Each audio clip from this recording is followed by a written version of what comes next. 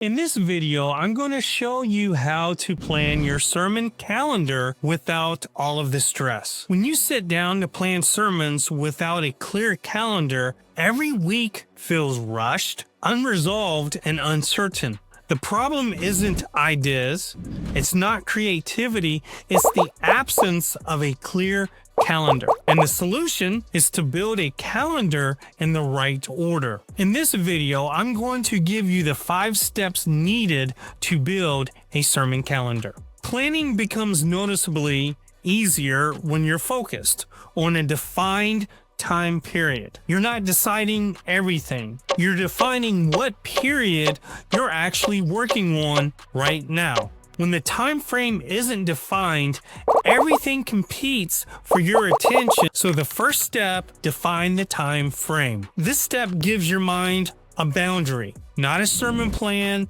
not a calendar full of details, just a clear decision about scope. When the time frame isn't decided, planning stays vague.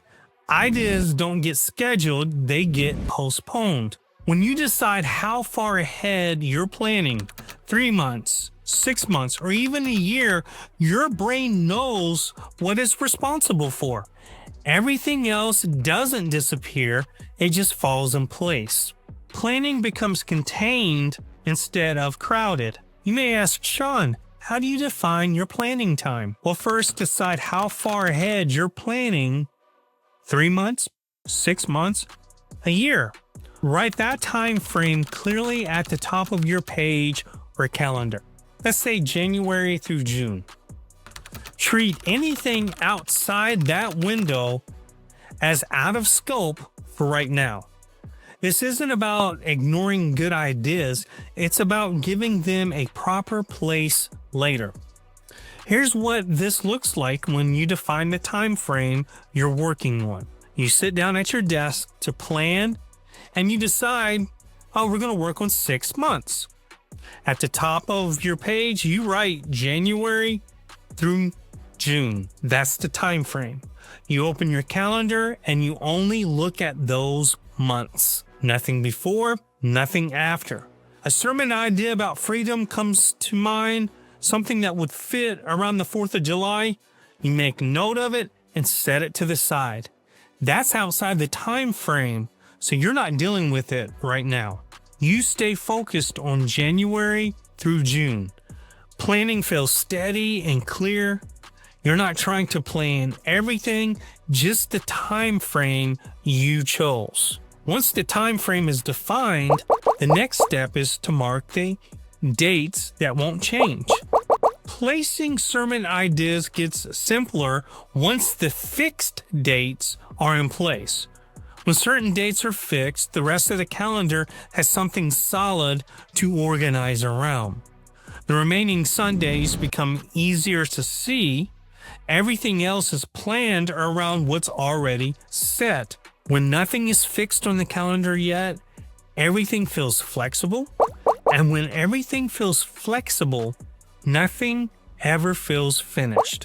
The next step is mark anchor dates. Anchor dates are the days you mark first on the calendar. Holidays and church events, those dates are already decided. Once they're in place, the calendar starts to feel organized. Certain Sundays already have themes attached to them. That makes it much easier to plan everything else around them. You may be asking, how do you decide which dates to lock in first? Look at the time frame you chose.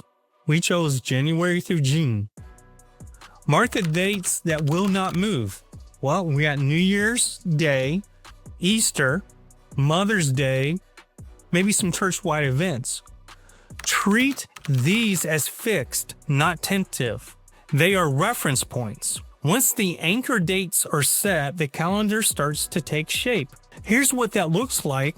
You're planning January through June. Before filling anything else in, you mark Easter, Mother's Day, Father's Day, a church event in March. The calendar starts to feel stable, not because it's full, but because it finally has some context. This is usually the point where planning starts to feel lighter. If having dates in place helps, you'll want to check out the Pastor's Toolkit.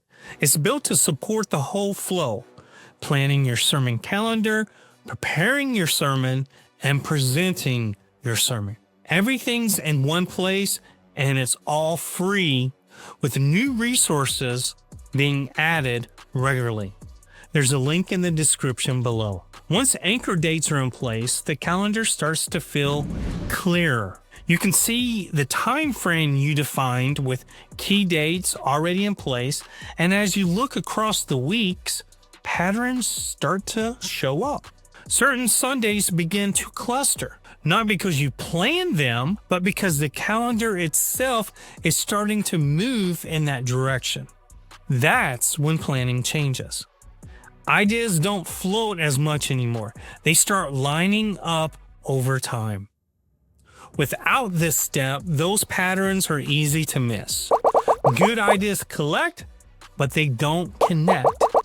So every few weeks, the same quiet question returns. What should come next? Not because ideas are missing, but because the rhythm hasn't been named. That's why this next step matters. Identify calendar rhythms. A calendar rhythm is the main idea that connects a group of Sundays together. It gives that time a shared identity, even before you decide what you're going to preach. These rhythms give the calendar direction before a single sermon is written. It's simply naming what those weeks have in common. You may be asking, okay, Shawn, how do you identify calendar rhythms? Well, first, look at the time frame you chose. We chose January through June. Notice the Sundays that seem connected: New Year's Day, Easter, Valentine's Day, Mother's Day, and Father's Day. Write a few words describing those weeks. February, true love. Easter, new life. Mother's and Father's Day, home improvement. Stop at a few words and don't explain everything. Here's what a planning time could look like. You sit down knowing you're working 6 months ahead, January through June. Key dates are already marked. As you scan the Sundays between them, patterns begin to show up. You pause and write words beside those groups of Sundays. New Year? Oh, new start. Easter? New life. Mother's and Father's Day? Family ties. These are themes, ideas, not explanations. Just enough to name what those weeks are about. Now when you look at the calendar, those Sundays aren't just isolated dates, they belong together. At this point, the calendar is feeling more structured. The time frame is clear, anchor dates are set, calendar rhythms are named. Now something exciting happens. You're no longer looking at scattered Sundays. You're seeing natural blocks of time. That makes it possible to place sermon series on the calendar without locking yourself into details. Without this step, the calendar stays open and undefined. So the next step is schedule sermon series. A series is simply a block of weeks that belong together and marks where a sermon series lives on your calendar, not what each week will say. Now you can place series with confidence and leave the details for later. You may ask, how do you decide where sermon series go? Once again, look at the time frame you chose. We chose January through June. Notice the blocks of weeks that belong together. These series normally are around the calendar rhythms. Name each series block. New beginnings. Well, that would fit in January. A March Madness series in March. A home improvement series in May and June. Then decide the number of weeks in the series. 3 weeks, 4 weeks, 6 weeks. There will be Sundays not a part of any series, and that's okay. Trust that the future you will handle those details. You're giving the calendar just enough shape to provide details later. You sit down knowing you're planning January through June. As you scan the calendar, you start to notice weeks that could make a good series. 3 weeks in January lean towards starting over. 4 weeks leading up to Easter, new life. 8 weeks in May and June can be family ties. You mark those dates on your calendar with a few words beside each one. Nothing more. Some Sundays stay open inside those blocks. That's okay. Now, when you look at the calendar, you're seeing weeks planned with a theme. By now, the calendar feels settled. The time frame is defined. Anchor dates are marked. Rhythms are named. Series blocks are placed. And yet some Sundays are still open. And those are good times to schedule a guest speaker. Have a Vision Sunday or have a special church event. Instead of forcing those Sundays into a series, let them stand alone. This step lets them be what they are: clear, intentional, standalone Sundays. When this step is skipped, those weeks stay vague. They get filled late or they quietly create pressure because nothing was named.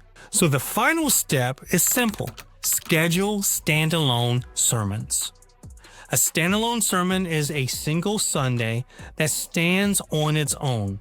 You're not trying to connect it to the week before or the week after. You're simply deciding this Sunday stands alone. And once that decision is made, the calendar starts to feel finished.